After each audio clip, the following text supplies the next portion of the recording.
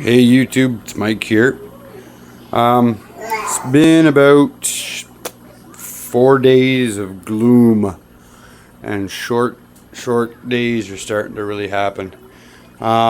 This is my indoor aquaponics setup, and I've got some of the plants strung up, and I just thought I'm trying to see if I can catch the difference here. This is lights off, all 12 volt LED. I'm gonna hit the switch and see if we can tell the difference here. Each tank, I got these on sale, I think at Walmart or something. I got 3 of these LED puck lights for in the tank, 12 volt. And then up here on the light bar, quite some time ago I got these. There's multiple small LEDs up underneath this lens here. I forget, I think they were well under $5, but they were cheap anyway. These are more of those same, what do you call them, disc lights. This is like a halogen 12 volt LED. That one's the single LED, high powered, another pot. This is a triple 12 volt, fairly high powered LED, another pot style, and this is one of those old ones with the multiple small LEDs in it that I got some time ago. One of the things you'll notice, these leaves have started getting fairly pale on a lot of these and getting a little bit of a blight look to them. Now whether that's the cold that they got or what, I wasn't seeing a whole lot of improvement. We did have one casualty during the move here. I haven't replaced him yet. So we got the 2 tanks. Each one right now still just has the single row. This is all celery.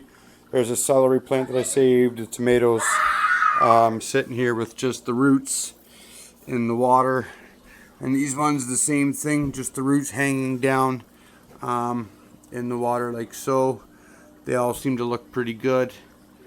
As far as what is actually doing all right, and you might notice this particular tomato plant is actually a cutting I took off of this guy. I mean, this thing is taken off. Now I've got them strung up against the wall, and I mean, it zigs and zags, and like there's a sucker or a shoot that I'm starting to prime up so I can cut it off, actually replace this guy. Then there's this one that'll be coming along, and this thing here suffered some fairly catastrophic injury, and I'll see if it comes back or not. So being as it's been so doomy and gloomy, I've got my lights now. I wonder how bad that would look if I tried to show you. Hey, there it goes. My camera will adjust to that.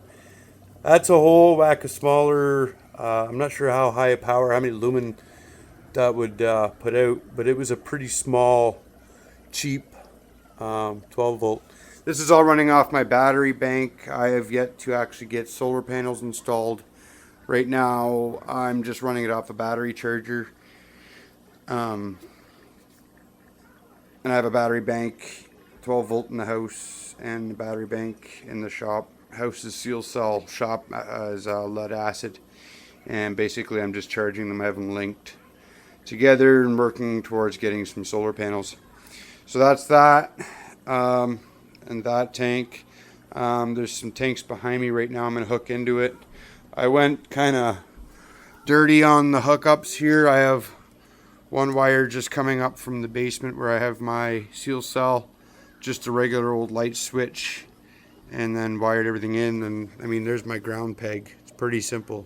It's a drywall screw with wires wrapped around it. With LED, it's amazing what you can get away with. This particular bar up here, I pre-assembled it in my shop, and I hooked it up to my my big adapter, which I think I've shown in other videos, and I couldn't get it to pull a full amp. And to test it now, I dropped it down in the tank and it didn't explode. I got to fish it out of there, but that's a halogen. That thing there alone pulls pretty well 3 amps. So that was amazing. I had it on this setup here, and I was noticing because normally with low voltage, amperage drops over length of wire and thickness of wire makes a big difference. With the halogen hooked up, I was getting dim LEDs, especially down at the far end, away here from the beginning. So I tried to unplug it, and just the way I have this, these are just two small pieces of wood, and I wrapped it in string for, I don't know why. And just pinching these are what, GU 10s, GU 16, should say somewhere. Anyway, they're the 12 volt version with the straight pin, not the button pin that locks in. So I tried to just pinch them in here, and it didn't. I should have maybe done some extra carving, but it was getting late, and I wanted to just hook it up and try it. That halogen did not survive. It I don't know if it'll work again, but it dropped in the water as soon as I unhooked it. And as soon as I unhooked it, all my light came back.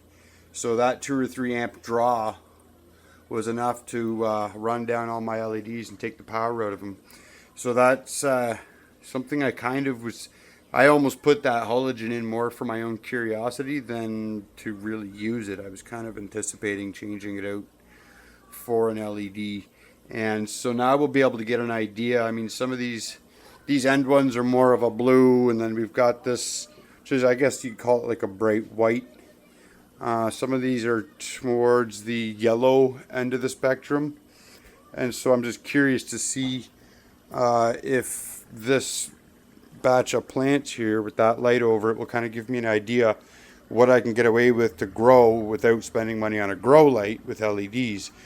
I have a sneaky suspicion if I can get into the blues a little more, if what I'm kind of gathering from the internet is correct, that may be what I end up wanting to do. But either way, with the lack of sun, this is one of the things that I'm hoping will make a big difference. And then the other thought I have is actually to put a mirror on the wall if I get a chance, and then even sunlight, even if it's dim, hits that mirror, it can bounce back and hit the back of the plants and keep them hopefully a little more energized. Because up until it got cold and now dark, these things were really going really well. So anyway, that's that. Let me know what you think. I'm curious if anybody else has noticed. And it'd be good to hear back what you think about whether this is gonna work, or whether, I mean, if I can get these tomato plants here to survive till spring, I will be one happy dude. If nothing else works and all these do is stay alive so that I can take some cuttings and transplant them in the spring. These are a beautiful non-determinate plum tomato, and they produced huge, and so these are some slips I took when I was trimming up some of them. So it'd be awesome to have these clones at least produce me enough clones through the winter that I can be ready to go for spring. Okay, thanks for watching. Talk to you. Ciao.